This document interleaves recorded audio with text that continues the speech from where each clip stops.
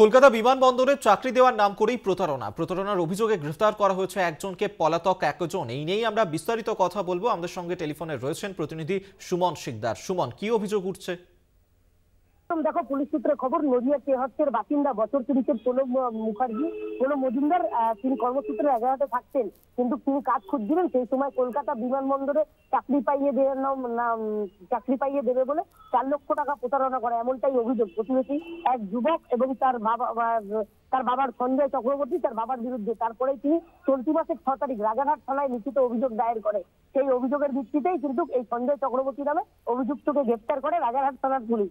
আজ তাকে বারাসাত আদালতে তোলা হবে। পুলিশের পক্ষ থেকে নিজেদের হেফাজতে নেওয়ার আবেদন জানানো হবে। মূলত এই চক্রের সাথে আর কেউ জড়িত আছে কিনা সে বিষয়ে কিন্তু তদন্ত করবে রাজারহাট থানার পুলিশ। ধন্যবাদ সুমন্ত।